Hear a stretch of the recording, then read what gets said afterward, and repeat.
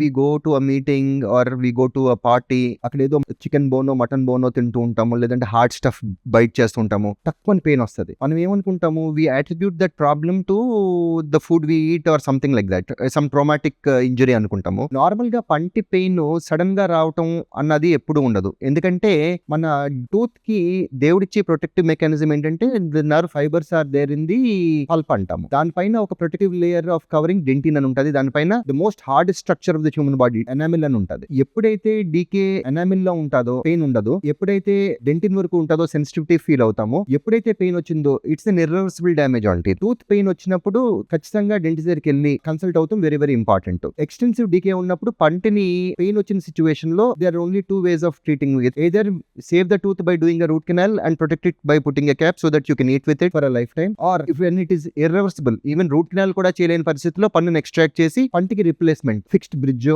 ఇంప్లాంటో అన్నది మీ డెంటిస్ట్ మీకు సజెస్ట్ చేస్తారు. టూత్ పెయిన్ సడన్ గా ఈ రోజు వచ్చింది కాబట్టి దాన్ని ఓవర్ ద కౌంటర్ టాబ్లెట్స్ తీసుకుంటామో అన్ని చేయకుండా డెంటిస్ట్ ని సంప్రదిస్తాం, very very important. Thank you.